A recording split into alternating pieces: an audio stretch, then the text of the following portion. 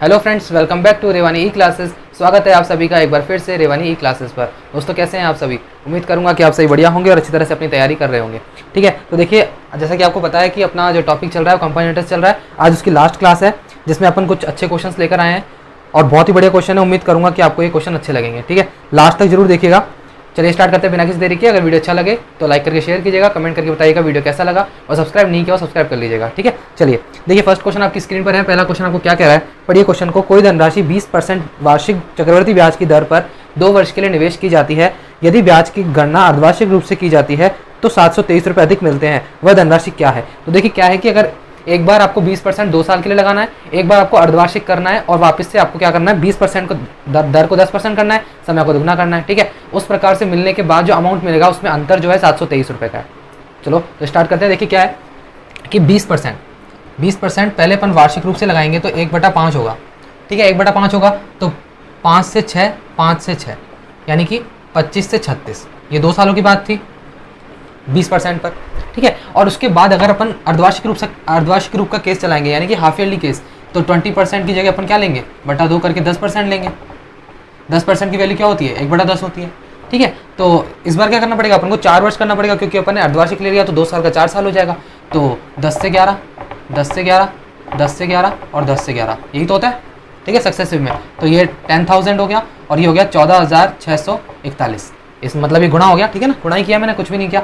अब देखो क्या है कि यहाँ पर ये जो आपका प्रिंसिपल है, ये वाला प्रिंसिपल इस वाले प्रिंसिपल के समान होना चाहिए ना भाई। देखो एक ही कहानी है ना, यहाँ से प्रिंसिपल उठाओ चाहे वहां से प्रिंसिपल उठाओ, एक जितना होना चाहिए। तो यहाँ से प्रिंसिपल कितना आ रहा है, 10,000। अब इसको 10,000 बनाने के लिए मैं क्या करूंगा, यहाँ से मैं 400 से गुणा करूंगा। इस पूरे रेशियो को मैं 400 से गुणा करूंगा तब जाके 10,000 हो जाएगा। ठीक है, अब अगर यहाँ 400 से गुणा करूंगा तो ये भी 400 से अपने आप ही गुणा हो जाएगा। तो 36 को जब मैं 400 से गुणा करता हूँ, 36 को 4 से गुणा करता हूँ तो 144 आता है और 00 तो लग ही जाता है। अब देखो क्या है, ये क्या है, प्रिंसिपल और ये अमाउंट। ये यहाँ का प्रिंसिपल है और यहाँ का अमाउंट है। ठीक है, अब देखो ये क्या है, अमाउंट में 14,641 और ये अमाउंट है 14,400। क्वेश्चन में क्या कह रहा है कि 723 रुपये अधिक मिलते हैं। अधिक होने का मतलब है कि इससे ये वाला ज्यादा देगा। तो ये कितना है, 600। इसमें से अगर मैं इसको माइनस करता हूँ, इन दोनों को मैं माइनस करता हूँ तो 241 की वैल्यू आती है। अब ये जो 241 रुपये रेशो में निकले हैं, ये 241 रुपये की तो वैल्यू है 723, है ना, जो क्वेश्चन में दिया हुआ है कि अधिक मिलते हैं। ठीक है, तो एक की वैल्यू कितनी आ गई, 2 3 6 3, आंकड़ा 3 है लास्ट का, तो ये 3 बार में चला जाएगा, पूरा चला जाएगा। एक की वैल्यू कितनी आ गई, 3। अपन से क्या पूछ रहा है, प्रिंसिपल बताइए, जो धनराशि आपने इन्वेस्ट की थी वो बतानी है। तो एक रेशियो की वैल्यू अगर 3 है तो आपका प्रिंसिपल क्या है, 10,000। यहाँ से ले लो चाहे यहाँ से ले लो, प्रिंसिपल 10,000 है ना, तो 10,000 इंटू 3 करूंगा, कितना आ जाएगा, ये लो 30,000। सही है, हाँ 30,000 रुपए इसका आंसर आ जाने वाला है। कोई दिक्कत नहीं, काफी आसान क्वेश्चन था। इसमें क्या दे रखा है, दोनों का अंतर दे रखा था, एक तो ईयरली वाला और एक हाफ ईयरली वाला। ठीक है, उसके अंदर भी आपको किसका अंतर दे रखा था, अमाउंट का दे रखा था, मिश्र धन का दे रखा था। उम्मीद करूंगा कि आपको क्वेश्चन समझ में आ गया होगा, काफी अच्छा क्वेश्चन था। उसके बाद अपन चलते हैं सेकंड क्वेश्चन पे। पढ़िए क्वेश्चन क्या कह रहा है।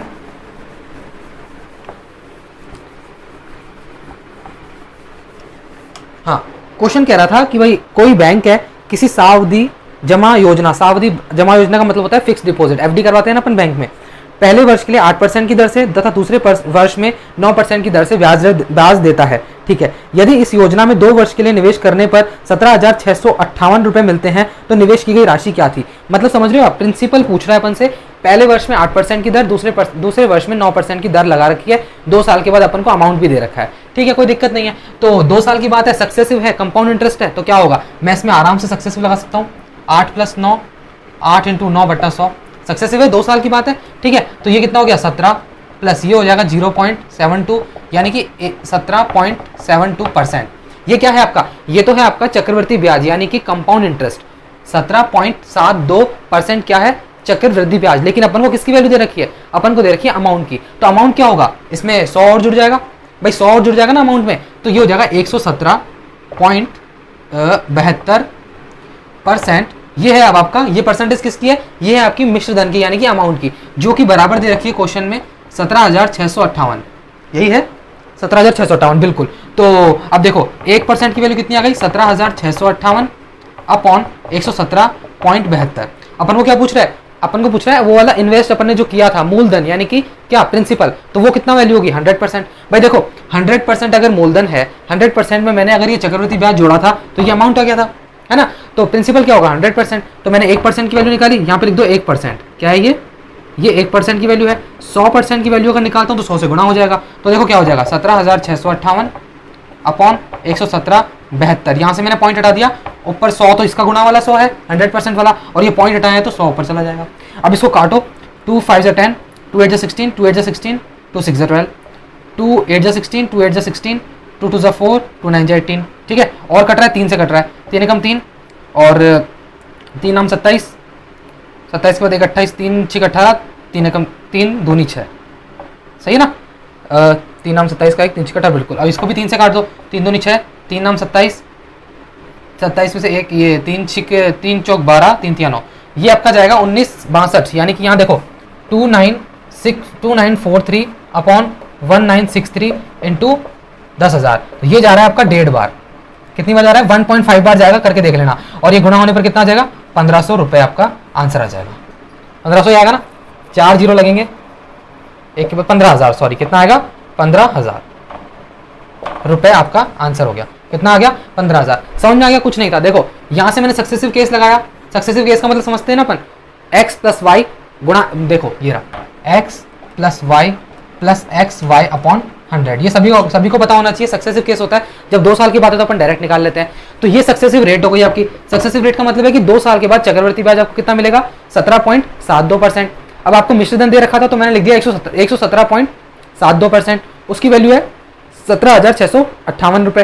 तो 1% की वैल्यू इसमें भाग लगा दिया, 100% की वैल्यू मैंने निकाली, कितनी आई 15,000 रुपए आपके इन्वेस्ट किए गए थे, किसमें एफडी में। चलो थर्ड क्वेश्चन पढ़िए, आपकी स्क्रीन पर है, पढ़िए क्या कह रहा है।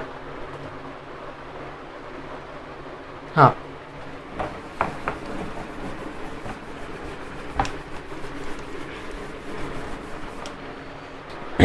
देखिए क्या कह रहा है कि एक व्यक्ति है जिसने 8,425 रुपए जमा कराए हैं बैंक में अपनी 2 बेटियों के लिए, जिसका एक की आयु है 24 वर्ष, एक की आयु है 28 वर्ष अभी, है ना। जब ये 40 वर्ष की हो जाएगी तो इनको बराबर धन मिलेगा, यानी कि अमाउंट इनको सेम मिलेगा। रेट दे रखी है 33 से 1/3। तो बड़ी वाली बेटी का हिस्सा बताइए, यानी बड़ी वाली बेटी के लिए उसने कितने पैसे जमा किए हैं, ठीक है। तो देखो क्या है कि पहले पूरा धन कितना है अपने पास 8,425 रुपए।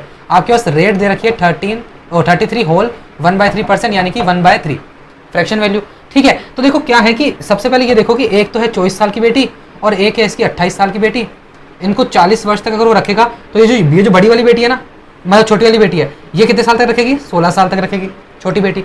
और इसके पैसे ये जो बड़ी वाली बेटी है 12 साल तक रखवाएगी अपने पैसे, क्योंकि जब वो 40 वर्ष की हो जाएगी तो इनका मिश्रधन बराबर हो जाएगा। तो देखो ये रेट क्या है 1 से 1/3, यानी कि प्रिंसिपल और अमाउंट का रेशो आएगा पहले साल के लिए 3 से 4, दूसरे साल के लिए फिर 3 से 4, फिर 3 से 4, इस तरह से 16 साल तक चलेगा। इसका 16 और इसके 12 साल तक चलेगा। तो जो पहली बेटी है यानी कि छोटी वाली बेटी, उसके लिए प्रिंसिपल और अमाउंट का रेशो कितना आ गया आपका 3 की पावर 16 से 4 की पावर 16, क्लियर। और जो सेकंड वाली बेटी है, ये फर्स्ट वाली बेटी है, सेकंड वाली बेटी, सेकंड वाली का मतलब है कि बड़ी वाली बेटी, बड़ी वाली बेटी कितनी है 12 साल तक रखेगी अपना पैसा, तो 3 की पावर 12 से 4 की पावर 12, क्लियर। अब ये अपन को कह रहा है कि प्रिंसिपल और अमाउंट का रेशो तो आपने निकाल लिया, लेकिन लास्ट में जब ये 40 वर्ष की हो जाएंगी तब इनको अमाउंट सेम मिलेगा। अमाउंट सेम मिलेगा मतलब है कि ये वाला जो अमाउंट है ये दोनों सेम होना चाहिए। तो सेम बनाओ, इनको सेम दिख नहीं रहा मेरे को, तो मैं इसको क्या करना पड़ेगा मुझे, इस वाले रेशो को, ये रेशो है ठीक है, इस वाले रेशो को मैं 4 की पावर 4 से अगर मैं मल्टीप्लाई करता हूं तो ये कितना हो जाएगा 4 की पावर 16 हो जाएगा, जो कि इसके जितना हो जाएगा।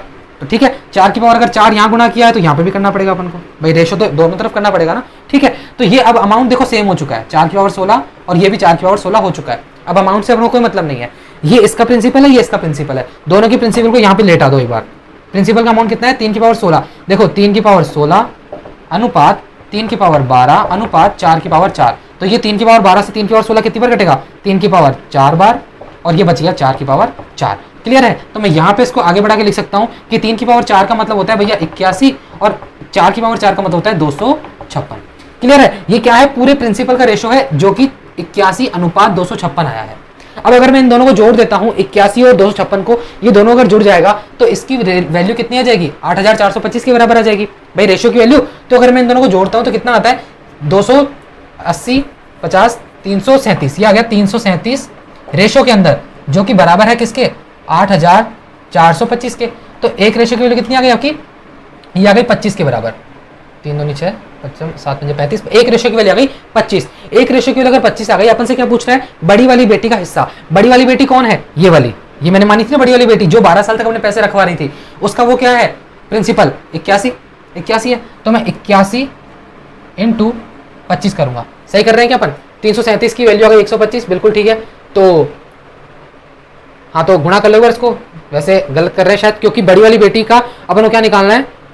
बड़ी वाली बेटी कौन सी है? सेकंड नंबर वाली, यानी 256 से गुणा करना है, ना कि 81 से। 81 से नहीं करना है, 256 से गुणा करना है भाई। P1 ये है, P2 ये रहा, यानी 81 और 256 से गुणा करना है।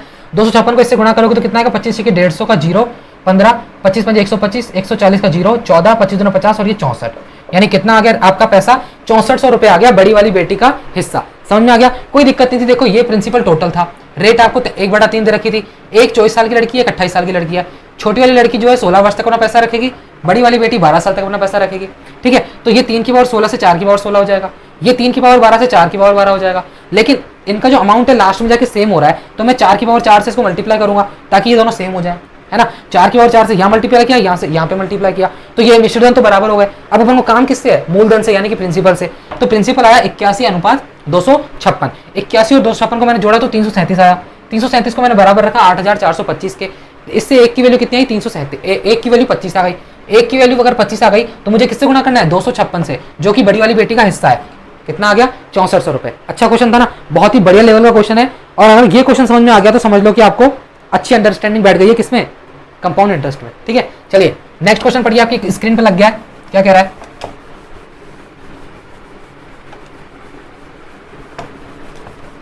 देखिए क्वेश्चन कह रहा है कि 8454 रुपए की धनराशि को दो भागों में, ये भी वैसा का वैसा क्वेश्चन है, सेम टू सेम 13 वर्ष और 15 वर्ष के लिए 12% चक्रवृद्धि ब्याज की दर पर निवेश किया जाता है। यदि इन दोनों निवेशों से समान मिश्रधन प्राप्त होता है तो दोनों निवेशों के बीच अंतर क्या होगा? यानी देखो क्वेश्चन को किस तरह से भी घुमाए आपको समझ में आना चाहिए कि पूछ क्या रहा है। अब अपन को इसमें लास्ट में क्या करना है? दोनों के दोनों जो प्रिंसिपल है उनका रेशियो निकालना है और उनके बीच का अंतर उसको गुणा करना है लास्ट में। पिछली बार क्या किया था? बड़ी वाली बेटी का गुणा किया था, लेकिन इस बार अपन को अंतर से गुणा करना है और कुछ भी नहीं है। देखो सेम है। मैं प्रिंसिपल लिख रहा हूं इधर 8000, कितना है भाई? 8454 रुपए। रेट दी हुई है 12% है ना, 12% है, 12% ही है, जिसकी वैल्यू होती है 3/25। ठीक है, अब देखो क्या है, जो बच्चा जो 13 वर्ष के लिए रख रहा है, मतलब बच्चा क्या है यार, है ना, 13 वर्ष और 15 वर्ष, तो 13 वर्ष के लिए जब रखेंगे तो प्रिंसिपल और अमाउंट का रेशो क्या हो जाएगा? 13 वर्ष के लिए तो कहेंगे आप 25 की पावर 13 से 28 की पावर 13। भाई बात सही है ना, क्योंकि एक साल के लिए 25 से 28, दूसरे साल के लिए 25 से 28, इस तरीके से 25 की पावर 13 और 28 की पावर 13। 15 साल के लिए जब रखेगा तब 25 की पावर 15 से 28 की पावर 15। लास्ट में जाके इस तरह से कह रहा है कि इनका जो अमाउंट है वो सेम है। अमाउंट सेम कैसे होगा? 28 की पावर 13 है, 28 की पावर 15 है, तो मुझे क्या करना पड़ेगा? इस बार ऊपर वाले में 28 की पावर 2 से मल्टीप्लाई करना पड़ेगा ताकि ये दोनों 28 की पावर 15 हो जाए। 13 और 2 15। अब अगर यहाँ किया है तो गुणा यहाँ भी करना पड़ेगा 28 की पावर 2 से। ये तो रेशियो अपना कंप्लीट हो गया। अब अमाउंट से अपनों कोई मतलब नहीं है ना, बिल्कुल पिछले जैसा क्वेश्चन है। अमाउंट से मतलब नहीं है, प्रिंसिपल से मतलब है। दोनों प्रिंसिपल को जोड़ो, उसके बराबर रखो। तो देखो दोनों प्रिंसिपल को मैं जोड़ता हूँ, लेकिन उससे पहले मैं इनका अनुपात यहीं पे निकाल देता हूँ। ये हो जाएगा आपका प्रिंसिपल का अमाउंट, प्रिंसिपल का रेशियो हो गया आपका, यहाँ से मैं लिख सकता हूँ P1 अनुपात P2 25 की पावर 13, चलो पूरा लिख देते हैं, 25 की पावर 13 इंटू 28 की पावर 2 अनुपात 25 की पावर 15। ठीक है, तो 25 की पावर 15 यहाँ पे क्या हो जाएगा? 13 से ये 15 कटेगा तो यहाँ हो जाएगा 28 की पावर 2 अनुपात ये हो जाएगा 25 की पावर 2। क्लियर है? तो ये हो गया आपका 784 और ये हो गया आपका कितना? 625। क्लियर है? ये आपका P1 हो गया, ये आपका P2 हो गया। इस तरीके से ये लो, ये लो। ठीक है, इनको जोड़ो, इनको जोड़ने पर क्या आता है? देखो 5 और 4 9, 8 और 2 10, 7 और 6 13 और 1 14, ये आ गया 14। कितना आया? 1409। भैया ये 1409 जो है, ये जो 1409 है, इनको जोड़ने पर आया है 1409। ये बराबर किसके हैं? 8 4 5 4, जो कि एक की वैल्यू कितनी आ जाएगी? 9 छिके 54, 14 छिके, यानी कि एक की वैल्यू कितनी आ गई? 6 आ जाएगी। सही है ना? 14 छिके 84, 9 छिके 54, एक की वैल्यू कितनी आ गई? 6 आ गई। अपन से क्या पूछ रहा है? इन दोनों का अंतर। इस बार क्या पूछ रहा है? दोनों के मिश्रधनों का, ओ सॉरी, मूलधनों का अंतर, यानी कि प्रिंसिपल का अंतर कितना आ रहा है? इन दोनों का अंतर आ रहा है 159। करके देख लो भले यार, मैंने 14 में से 5 गया तो 9, इस तरह से 7 में से 2 गया तो 5 और ये 159। अब 159 को मैं किससे गुणा करूंगा? 6 से गुणा करूंगा, क्योंकि एक रेशियो की वैल्यू मेरे पास 6 है। कितना आ गया? 9 छिके 54 का 4, 5 ऊपर देंगे 15 छिके 90, 90 और 5 94, 90 और 954, हाँ 95। कितना आ गया? 954 रुपये आ गया। ऑप्शन भी है शायद इसके अंदर, देख लीजिएगा, मिलान के लीजिएगा। ऑप्शन नंबर ए हो जाएगा। देखिए कुछ भी नहीं, बिल्कुल सेम क्वेश्चन है, इसको मैं नहीं समझाऊंगा बार बार। ये 13 वर्ष, ये 15 वर्ष, 13-15 बराबर किया, दोनों का रेशियो निकाला, इसमें जोड़ के बराबर रखा, एक की वैल्यू 6 आई, 159 यहाँ का अंतर आया, 954 आंसर। चलो नेक्स्ट क्वेश्चन है आपकी स्क्रीन पर, पढ़िए क्वेश्चन क्या कह रहा है, अच्छा क्वेश्चन है।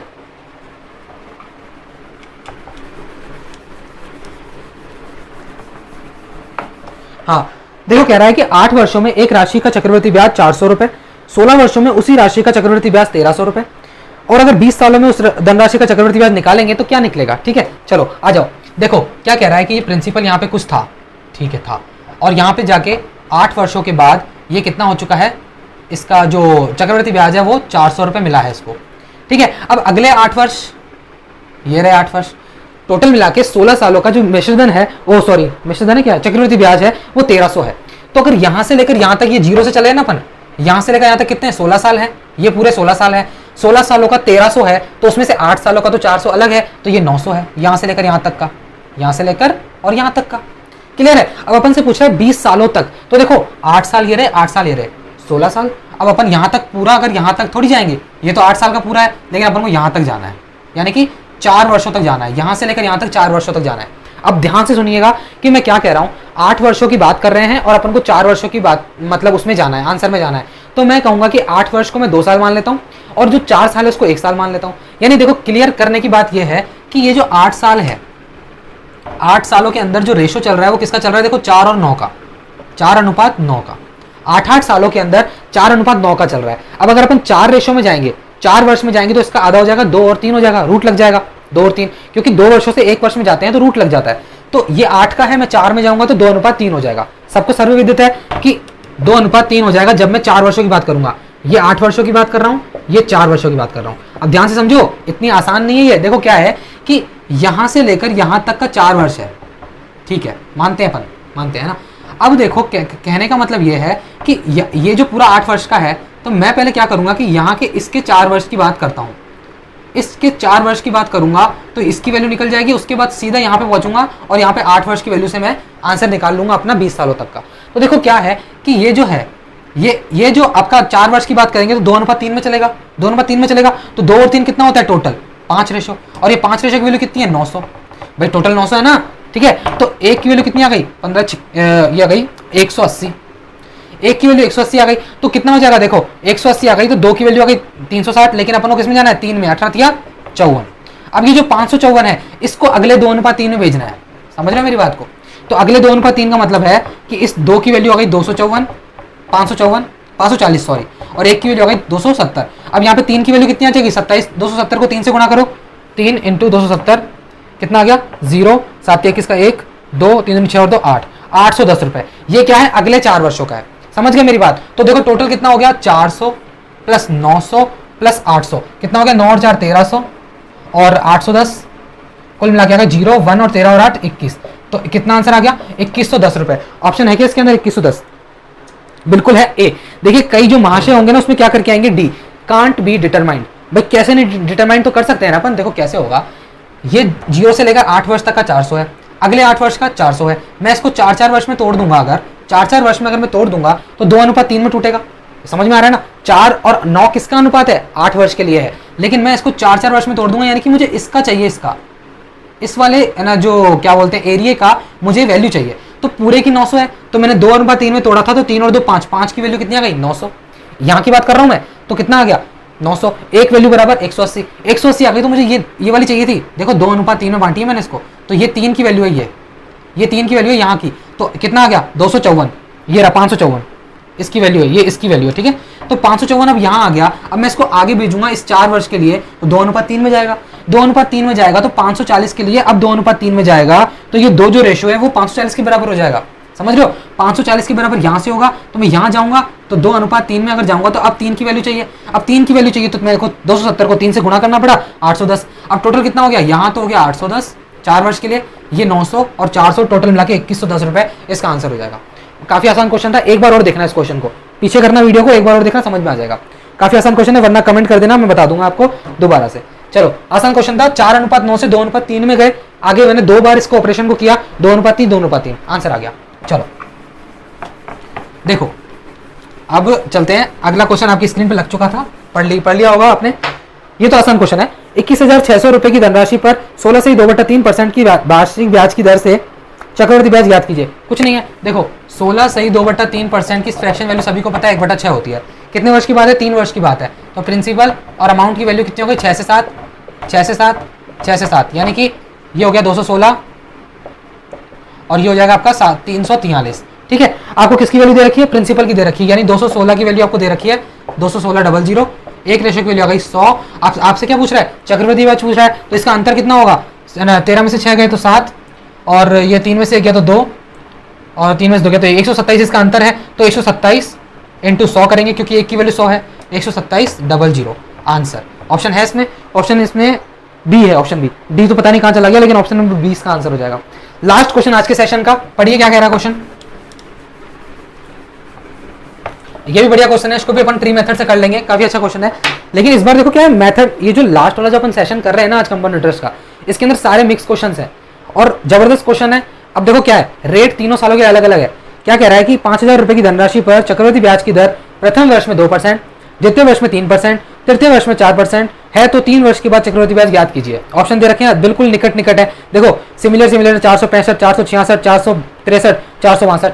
पॉइंट में भी क्या दे रखा है? 1 2 1 2 1 2। क्या कैसे अनुमान लगाओगे? देखो अजम्पशन भी लगा सकते हैं अपन इसमें। प्रिंसिपल कितना है? 5,000 रुपए। आपके पास रेट कितनी दे रखी है? फर्स्ट ईयर के लिए 2%, 3%, 4%। चलो ये तो अपन को पता है। अब देखो ट्री बनाएंगे 1 2 3, 5,000 रुपए यहाँ लिख देता हूं मैं क्योंकि प्रिंसिपल है। अब देखो फर्स्ट ईयर में कितनी है? पहले साल में 2% है, तो 5,000 का 2% कितना निकलेगा? 100 रुपए। 100 रुपए पहले साल का ब्याज है। अब दूसरे साल पर ब्याज पर 100 नहीं चलेगा, अपन पहले क्या लिखते थे? 100 लिख देते थे। क्यों? क्योंकि अपनी जो रेट होती थी वो इक्वल होती थी, लेकिन अब जो है इक्वल नहीं है।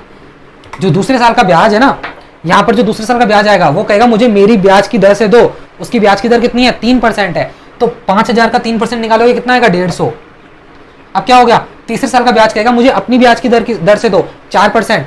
तो 5,000 का 4% कितना होगा? 5,000 का 4% होगा 200। ठीक है। अब क्या होता था? ये पहले साल का ब्याज इन दोनों को ब्याज देगा कि नहीं देगा? तो ये 100 जो है पहले इसको ब्याज देगा, तो किसको देगा? पहले दूसरे वर्ष को ब्याज देगा, और दूसरे वर्ष की ब्याज दर कितनी है? 3% है। तो 100 का 3% कितना होगा भैया? कितना होगा? 3 होगा। अगली बार अब ये 100 का 100, यही 100 इसको भी तो देगा ना, इसको देगा। तो 100 इसको देगा, किस दर से देगा? 4% से देगा। तो 100 का 4%, 4।